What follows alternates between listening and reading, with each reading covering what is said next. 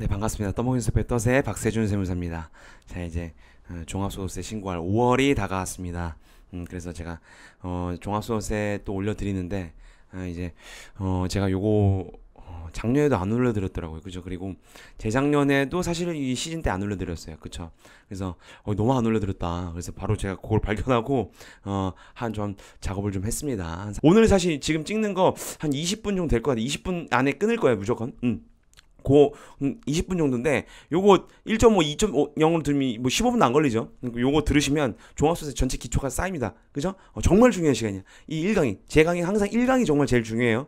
그러니까 요 1강을 잘 들으시면 뭐 사실 지엽적인 건 아니어도 요것만 알면은 종합소득세 요거구나를 아실 수 있어요. 그렇죠? 한번 가보겠습니다. 자, 이제 종합소득세는 자 이제 개인이 얻은 소득을 이제 과세하는 거겠죠. 당연한 상식이고. 그렇죠? 근데 요렇게 8가지가 있어요. 소득세가 요렇게 소득세가 8가지가 있는데 이걸 다 이제 공부하는 거냐? 아니에요. 다 공부하지 않아요.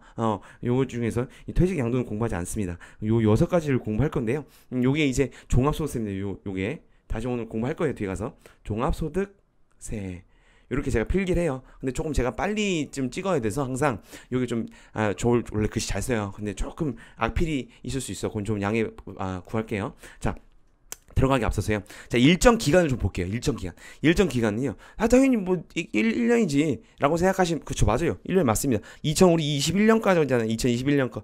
2021년 거 이번에 신고하는 거죠. 그래서 2021년 1월 1일부터 2022년 1년 12월 30일 거를 그 다음 년도 언제예요? 그렇죠. 바로 이제 X2년이니까 2022년 5월 31일까지 신고해야 되는데 저기 뭐라고 써놨어요? 일반 과세라 써놨네. 그죠? 일반 과세자는 5월까지 신고 납부입니다. 그리고 세법은 무조건 신고 기한이 플러스 납부 기한이에요. 납부 언제예요? 물어보신 분도 계셔. 신고 기한이 납부 기한입니다. 그럼 신고를 5월 31일까지 한다라는 건 뭐예요? 납부도 5월 31일까지 해야 된다는 거예요. 코로나 때문에 좀 납부가 좀 많이 이렇게 변경을 시켜준 게 있어요. 하지만 이번 소득세는 그렇지 없습니다. 혜택 받으신 분도 있을 텐데 대부분 없어요. 그래서 보면 근데 제가 여기 써놨죠. 성실신고자 써놨네. 성실신고자는 이렇게 돼 있어요. 이게 사업소득 있는 자를 말합니다. 사업소득 없는 자는 그런 거 없어요. 사업소득자 중에서 자 업종 구분이 1그룹이 있고 2그룹이 있고 3그룹이 있거든요. 자, 이건 사업소득 가서 저런 다시 더 공부를 할 건데 오늘 개간하는 시간이에요. 보면 막 이제 1그룹이 2그룹 3그룹 있는데 1그룹은 수익 금액이 15억 이상인 자, 2그룹은 7억 5천, 3그룹은 5억인 자를 성실신고 사업자라고 합니다. 이 성실신고 사업자는요 6월 30일 한 달 더 줬어요. 한 달 기한을. 됐죠? 성실하게 더 신고하라는 거예요. 그래서 요거 질문하시는 게 이 수익 금액은 여러분 매출로 생각하시면 돼요. 됐죠? 매출이 얼마 전에도 한 2주 전에 물어보신 분이 계셔. 자, 매출이 16억이에요. 근데 결손이거든요. 비용이 17억이에요. 뭐 이렇게 돼 있어. 제가 지금 만들었는데 매출 가지고 하는 거야. 매출. 예를 들어서 봅시다. 매출이 15억이야. 근데 비용이 더 쓴 게 더 많아. 그럼 이 사람 번 게 없죠. 더 마이너스잖아요. 그렇다 하더라도 이 사람 뭐예요? 성실신고 사업자. 왜? 매출 가지고 따지는 겁니다. 매출 요거 여기 15억이 넘었잖아요. 10억 이상입니다. 이상. 됐죠? 그래서 이렇게 판단을 해야 된다라는 겁니다. 그래서 요거 성실신고사업자 봤고요. 예외로 비거주자. 이제 비거주자는 우리나라 이제 다음 시간에 제가 요거는 지금 2강 바로 이거 2강이죠. 조금 심화로 조금 개관인데 공부할 게 있어요. 그걸 제가 따로 찍을 겁니다. 그건 많이 안 들으실 텐데 사실 안 들어도 돼요. 그건. 어쨌든 찍긴 할 건데 비거주자가 뭐냐면요. 우리나라에 살지 않는 자 이렇게 생각하시면 돼요. 됐죠? 국적 기준은 아니거든요. 근데 예를 들어서 손흥민 이런 사람 비거주자입니다. 우리나라에 거주하지 않기 때문에 우리나라 사람이긴 하죠. 근데 비거주자야. 그죠? 영국에 있잖아. 그죠? 뭐 그런 겁니다. 어쨌든 출국 전날까지 신고해야 되는 거고. 만약 사망을 했어요. 사망했으면 사망일 전날까지 이것도 사망 전날입니다. 사망 전날까지 신고해야 돼. 사망일은 전날과 다시 출국일 비거주자는 출국일 것까지를 출국 전날까지 신고해야 되고요. 사망자는 사망일 것까지를 사망일이 속한 달에 말일로부터 6개월. 이거 상속세 신고랑 똑같거든요. 맞춰준 거예요. 상속세 신고가 아니라 요때까지 신고 납부해야 되는 거예요. 됐죠? 오케이. 자, 이제 본격적으로 소득세 과세 방법에 대해서 들어가겠습니다. 자, 이렇게 소득세를 아까 8가지가 있다고 했어요. 제가 막 앞에서 막 써놨잖아요. 이자, 배당, 사업, 근로연금, 기타, 퇴직, 양도 이렇게 써놨거든요. 그 8가지. 그 8가지 중에서 과세하는 방법이 달라요. 볼까요? 이렇게 3가지가 있어요. 종합과세가 있고요. 분류과세가 있고요. 분리과세가 있어요. 자, 두 번째랑 세 번째는 요게 틀립니다. 다릅니다. 분류고요. 오른쪽은 분리예요. 자, 볼까요? 보면요. 이 종합과세는요. 이자, 배당, 사업, 근로, 연금, 기타 요거를요. 종합해서 신고하는 거를 말하는 거고요. 자, 분류과세는 퇴직은 양도 말 그대로 분류. 이 왼쪽에 있는 거는 분류하는 거 분류. 그거 왼쪽에 6개 말고 분류해 분류. 그래서 분류과세예요. 됐죠? 그게 퇴직 양도가 있습니다. 됐죠? 그리고 이제 분리과세는요. 분리. 따로 그걸 분리하라는 거야. 분류랑 분리 똑같은 말 아니에요. 저도 공부할 때 그랬는데 다른 거야. 분류는 분류. 6개 중에서 2개 따로 분류해서 과세하고 분리는 그 중에서 요것만 분리해. 똑같은 말 볼게요. 분리과세는 예외상인데 요거는 원천징수로 끝나는 거거든요. 한번 볼게요. 이 종합과세는 이 분리과세는 이 종합과세 예외상입니다. 여기서 알아야 될 게 뒤에서 요것만 아시면 돼요. 자, 먼저 종합과세부터 볼게요. 보면 자, 이자, 배당, 사업, 근로, 이자, 배당, 사업, 근로, 연금, 기타 요 6가지를요 하나의 소득금액이라고 요 뭐라고 하냐? 종합소득금액이라고 해요. 종합소득금액을 만들어서요 요렇게 하나 가지고 신고하는 겁니다. 그리고 분류과세는요 각각 따로 신고해요. 각각 계산기를 제가 따로 그림 이렇게 그려놨죠. 퇴직은 퇴직 따로 계산해, 양도는 양도 따로 계산해 라는 거 분류해서 각각 신고하는 거예요. 납부하고. 근데 제가 앞에서 봤지만 6가지는 뭐라고요? 요 6가지는 하나를 다 일단 금액을 구한 다음에 하나를 합산해요. 그리고 하나를 합쳐서 하나를 가지고 계산한 겁니다. 계산기를 제가 하나 그려놨죠. 이렇게 됐어요? 자, 이렇게 하는 겁니다. 자, 분류 됐고요. 분리는요 종합과세 그 6가지 중에서 예외상이 있죠. 예외라고 따뜻하게 써져 있거든요. 그런데 저희가 볼 거는 여기서 원천징수라는 말 들어보셨어요? 원천징수? 지급을 할 때 먼저 미리 뗍니다. 그걸 원천이라고 해요. 원천. 그래서 요렇게 돈을 줄 때 떼는 걸 원천징수라고 하는데 요렇게 과세가 종결돼요. 원천징수로 끝납니다. 그래서 우리가 중점적으로 볼 게 이제 근로소득, 사업소득, 이제 일용직, 이제 뭐 사업소득, 기타 요렇게 있는데 이거 하나도 저랑 다 이제 쭉 공부할 거예요. 한 10개 좀 넘을 것 같아요. 토탈. 어쨌든 그런데 이 중에서 일용직 근로자가 알바인데 이거 질문 많이 하십니다. 일용직 근로자로 지금 있어서 들으시는 분들도 계실 거예요. 보면 일용직 근로소득자예요. 일용직도 근로소득인데 근로소득인데 근로소득의 예외사항으로 돼 있어요. 뭐로? 자, 분리과세로. 지금 분리과세 공부하고 있었죠? 뭐라? 원천징수로 과세가 종결된다고요. 징수로 과세 종결. 무슨 말이냐? 자, 알바를 했어요. 제가 알바를 했어요. 알바를 하면 그 알바에서 예를 들어서 커피숍에 뭐 스타벅스 가서 했어. 스타벅스 가서 하면 스타벅스 알바 없나? 모르겠다. 어쨌든 스타벅스 알바했어. 알바하면 돈 주잖아요. 그 돈을 줄 때 스타벅스가 돈을 줄 때 원천이에요. 돈이 원천이거든요. 그 일용 그 일당이 그게 원천인데 그 원천할 때 징수하라는 거야. 스타벅스가 여러분한테 내가 알바할 때 돈을 줄 때 징수하고 내면 끝. 그럼 이제 소득세 낼 게 없는 거예요. 그래서 원천징수로 소득세 과세가 종결된다 해서 분리과세입니다. 그게 됐어요? 조금 어려웠는데 자, 알바면 신고 안 해도 된다는 거예요. 왜? 원천징수로 과세가 끝나니까. 이해 가셨죠? 오케이. 그래서 요 종합과세 있는 거고요. 자, 이제 우리 이제 중점으로 볼 게 종합과세입니다. 그쵸? 종합소득세잖아요. 종합과세를 이제 세금을 매긴다는 거죠. 자, 그래서 보면 요렇게 산식이 있는데 한번 볼까요, 한번? 자, 종합소득금액을 만들죠. 소득세 계산 산식이 요렇게 종합소득금액으로 신고가 처음으로 되는 겁니다. 계산이 처음으로 되는 거예요. 종합소득금액이 계산할 때 여기 맨 위에 있잖아요. 그쵸? 종합소득금액 종합소득 공제를 빼고요. 그럼 이제 과세표준이라고 해요. 근데 여러분 이거 다 외울 필요는 없습니다. 자, 한번 어떻게 소득세가 계산이 되는지 한번 보여드리는 거예요. 자, 어쨌든 종합소득금액을 알아야겠네. 종합소득금액은 우리 이미 공부했다. 그쵸? 이자, 배당, 사업, 근로, 연금, 기타 6가지를 합친 거를 말하는 거예요. 앞에서 우리 그림 보고 왔죠? 그쵸? 오케이. 거기서 됐고요. 종합소득 공제란 걸 빼줘. 종합소득 공제는 쫙 있는데요. 이것도 저랑 공부할 거예요. 일단 종합소득 금액이 뭔지를 다 공부해야겠지. 그쵸? 그래서 좀 빼고요. 거기서 기본세율입니다. 기본세율 8단계 오늘 8단계까지 볼 건데 누진세율이라고 해요. 8단계. 단계가 8개나 있어. 그쵸? 거기 산출세액, 세액 감면 공제 있어요. 거기 결정세액 감면, 총결정, 그리고 요게 바로 1년간 내야 되는 쭉 계산해서 내야 되는 1년 내야 되는 총액입니다. 세금. 됐어요? 그래서 총 결정세액이라고 하는 거예요. 그런데 저기 뭐라 써놨어요? 거기서 기납부세액을 뺀대요. 기납부세액을 빼면 이제 5월에 자진납부세액이 되거나 환급액이 발생하는데 이 기납부세액이 뭘까? 기납부세액 말 보면 미리 납부했다는 미리 납부한 세금에서 기납부세액이라고 합니다. 자, 그래서 보면 요거를 이제 비교하는 거거든요. 종합소득세 사실 이게 정산하는 거예요. 정산 뭐냐면 미리 세금을 납부한 게 있어요. 우리가 미리 여러분 아시죠? 그게 그쵸. 원천징수가 있고요. 중간이납이 있어요. 볼게요. 요거 좀 자세히 보겠습니다.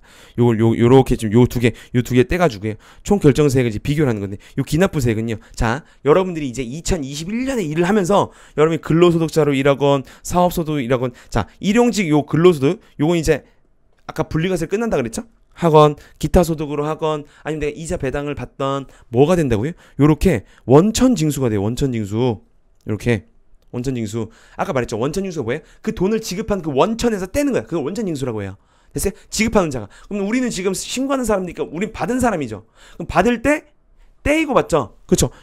얼마만큼 떼이고 받아. 그렇죠? 그걸 미리 세금을 낸 거죠. 그걸 원천징수라고 하죠. 그래서 뭐 미리 낸 거예요. 세금을. 언제 걸 미리. 원래는 2022년 5월에 세금을 내야 되는데 너 좀 미리 좀 내 하고 원천징수한 겁니다. 이해 가셨어요? 오케이.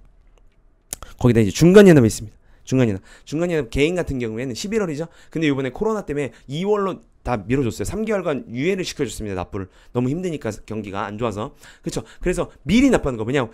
세무서에서 고시를 해요. 그냥 너 얼마만큼 내? 이게 50% 금액이거든. 작년 세금에. 그래서 50% 금액을 미리 납부해. 왜냐면 이 체납이 많죠. 1년치를 우리 한 번에 내잖아요. 세금을. 그래서 체납이 많아. 그러니까 국가 입장에서 불안한 거야. 그래서 야 너 미안한데 일단 좀 세금 좀 내 미리. 체납할 것 같거든. 그래서 무조건 중간연합이라는 게 있어요. 사업하신 분들 아시죠? 그래서 중간연합도 미리 납부해놨잖아 우리가. 2월 말까지 납부해놨잖아요. 그렇죠? 저도 납부해놨습니다. 저도 납부해놓은 걸 중간연합. 그래서 요거를 뭐예요? 요게 기납부세액. 미리 납부한 세액. 되셨죠? 미리 납부해놨잖아. 요걸 비교해야지. 그래서 만약에 총 결정세액 쫙 요 왼쪽 걸 쫙 계산했어요. 그랬는데 오히려 기납부세액 미리 납부한 세액보다 더 많아. 그럼 뭐 돼? 더 내야지. 그죠?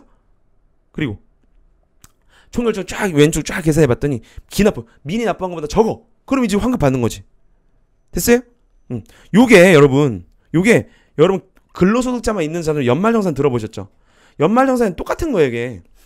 그죠? 환급 더 내는 거 추징당했다 토해냈다 이게 많이 들었잖아요. 그죠? 그게 종합소득세 똑같은 겁니다. 됐죠?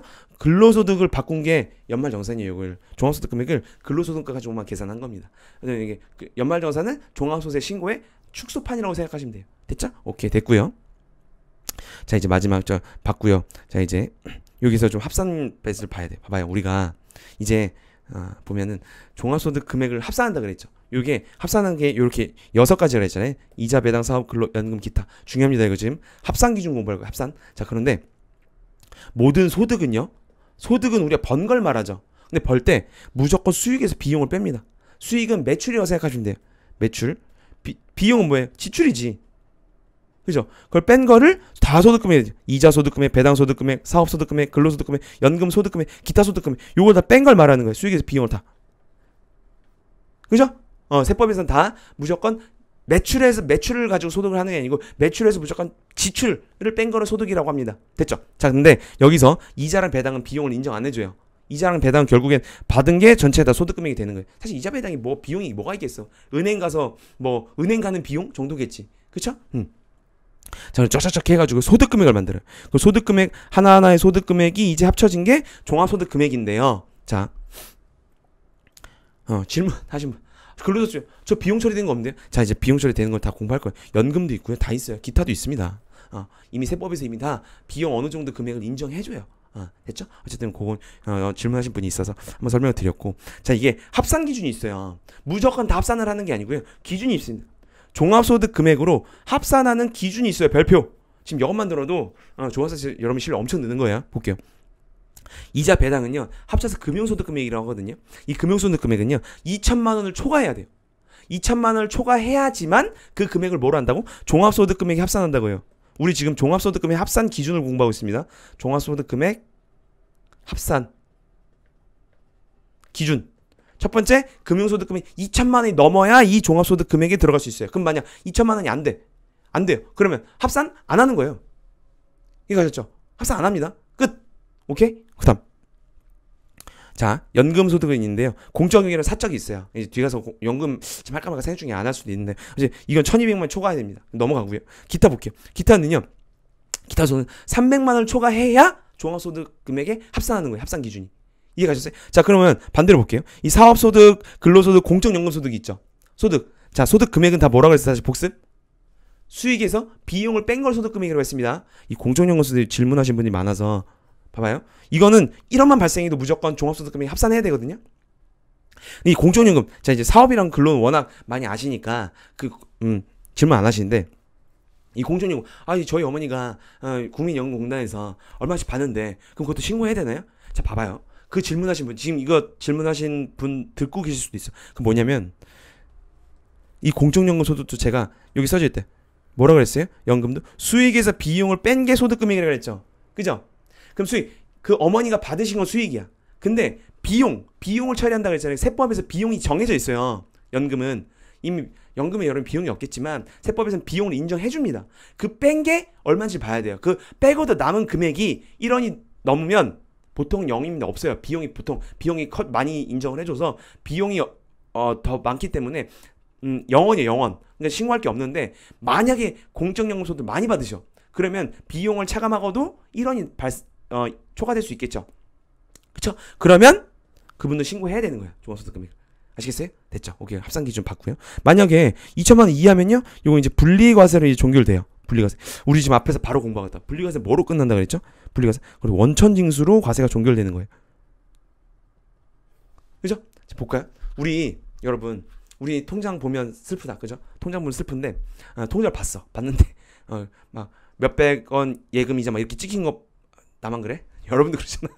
막 1,000원 막 찍혀. 막 한 달에 막 1,000원 이자 막 이렇게 찍히잖아요. 여러분 통장 보면 봐봐요. 그러면 나도 이자 소득이 있어. 그죠? 이자 소득이 있는데 나 세금 왜 안 내? 그런 생각 안 해봤어요? 나는 그냥 몰라 그냥 뭐 넘어가. 보통 이랬죠. 그게 아니고 우리 2천만 원이 안 되니까 종합세 신고를 안 하는 거예요. 일단 오늘 공부했으니까 이해됐죠? 자, 그럼 두 번째. 그럼 나 세금 어떻게 내? 여러분들한테 은행에서 돈을 줄 때 예를 들어서 10,000원을 줘. 10,000원을 주면 10,000원 다 안 주고요. 1,540원을 떼고 줍니다. 그게 원천 징수예요. 14%거든요, 이자소득은. 그래 어쨌든 퍼센테이지는 중요하지 않고 지금 그 은행에서 돈을 줄 때 여러분들에게 세금을 떼고 줘요, 이자를.